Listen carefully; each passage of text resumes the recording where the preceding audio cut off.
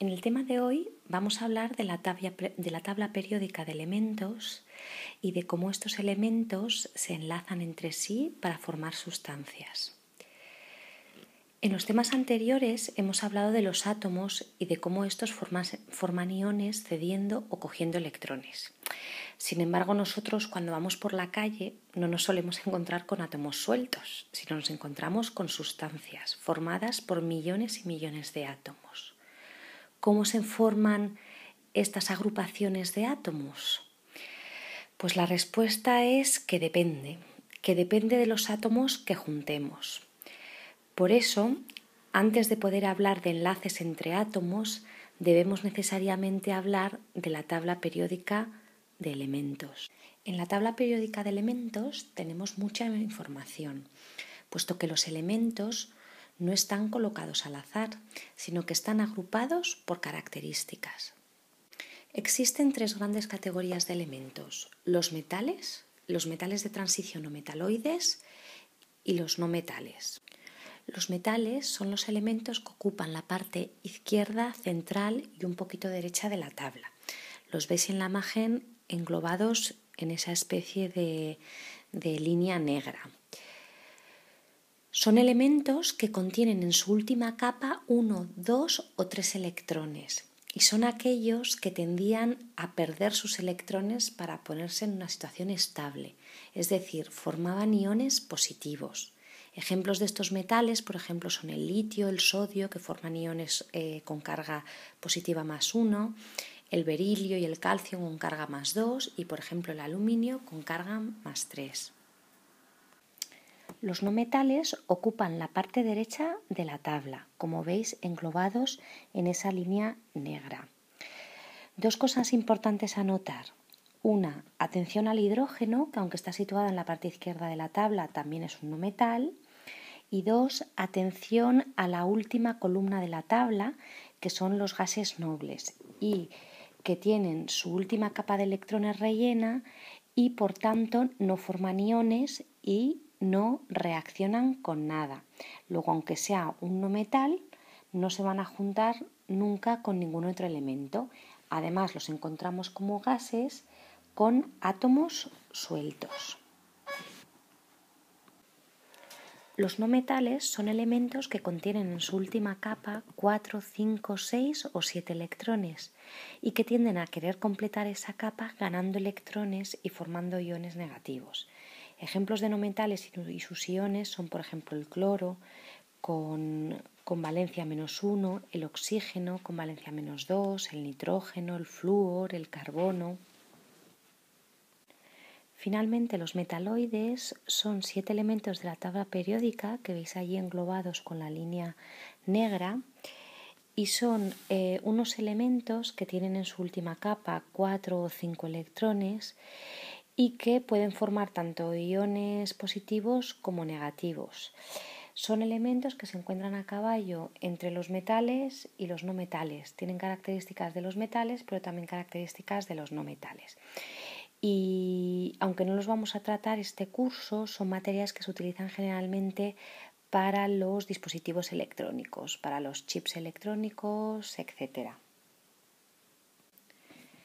Con tanta información que os estoy dando, estaréis pensando, ¿y me tengo que aprender todo esto para cada elemento?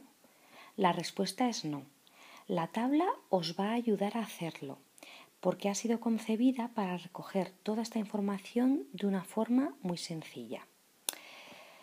Por ejemplo, la tabla está compuesta de 18 columnas y 7 filas.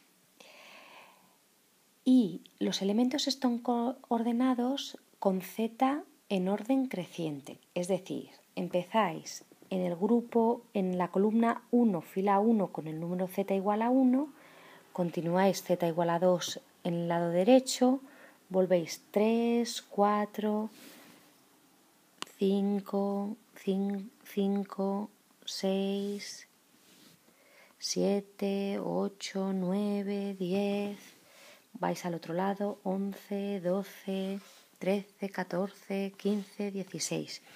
Si vosotros sabéis más o menos cómo es la tabla y os dan el número Z, vais a saber más o menos si está en la parte derecha de la tabla o en la parte izquierda y central. Con sola esa información, sin saber exactamente dónde está colocado, por ejemplo, ya sabríais si es un metal, es un no metal o un metaloide, aunque los metaloides son 7 y esos os los podríais aprender de memoria casi. Con la formación de iones también os puede ayudar la tabla. Cada columna representa un grupo de elementos con unas propiedades características y en concreto con un tipo de iones característicos que forman o lo que es lo mismo con unos elementos con una valencia. Me explico. La columna, por ejemplo, 1 siempre forman iones con número +1. La columna número 2 forma iones +2. La columna número 13 forma iones +3. La 14 -4, la 15 -3, la 16 -2, la 17 -1. Es decir, a partir de ahora ya no tenéis que dibujar el átomo con sus niveles de energía, con sus electrones que rellenan y decidir cuántos electrones va a soltar o a adquirir. Solo mirando la tabla ya podéis saber qué ion va a formar, con qué signo y con qué carga. Pasemos ahora a ver cómo se unen los átomos. Sabiendo a qué gran grupo pertenecen, es decir, si son metálicos, no metálicos o metales de transición, y sabiendo qué tipo de ion forman, ya podemos predecir qué tipo de enlaces van a formar. Existen 3 enlaces. El primero de ellos, el enlace iónico. El enlace iónico se da siempre entre un metal y un no metal. Acordaos, el metal eran aquellos átomos que formaban iones positivos, es decir, si podían se quitaban electrones de encima. Cuando se juntan con un no metal, acordaos que el metal lo que estaba deseando es recibir electrones para completar su última capa electrónica. Se ha juntado el hambre con las ganas de comer. En el caso de la imagen tenemos el átomo de sodio, él quiere librarse de un electrón. Tenemos el átomo de cloro, él desearía tener un electrón más. Lo que hacen es, el sodio pasa un electrón al cloro, el cloro lo recibe, se forman los dos iones, uno con signo positivo y otro con signo negativo, y como ya conocemos cómo funcionan las fuerzas electrostáticas, carga positiva con carga negativa, ¿qué pasa? Se unen.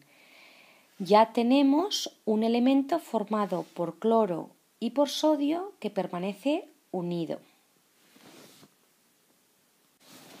El siguiente tipo de enlace se llama enlace covalente y es el que se da entre dos no metales o entre un no metal y el hidrógeno, que también en realidad es un no metal.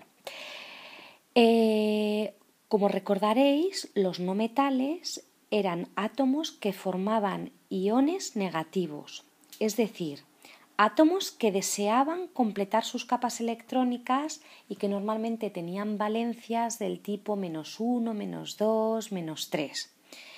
¿Qué pasa ahora? Cuando un no metal se ve con un no metal, en el fondo los dos quieren recibir electrones, no hay uno que pueda dar al otro. Entonces, ¿qué deciden? Colaborar. Lo que dicen es, bueno, yo te dejo uno mío y lo compartes, el otro te deja uno suyo y lo comparte. Entonces, si veis los dibujos de la derecha y contáis los electrones que tiene cada átomo tiene 8 en su capa de valencia o 2 en el caso del hidrógeno. Pero en realidad, átomos totales no hay 16, solo hay 14, porque 2 de ellos lo que pasa es que están compartidos. Finalmente, el último tipo de enlace que se da entre los elementos es el enlace metálico. Este enlace sucede cuando se encuentra un metal con otro metal. En este caso, los dos átomos lo que desean es liberarse, quitarse de encima esos electrones que estaban alejados del núcleo y que se encontraban en capas incompletas.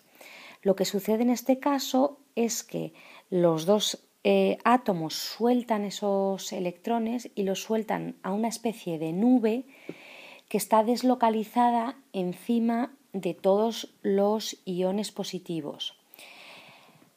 Todos los iones positivos permanecen juntos porque, gracias a esa nube de electrones, se ven atraídos hacia la nube de electrones. Y como todos los iones positivos se atraen hacia la misma nube, pues todos permanecen juntos.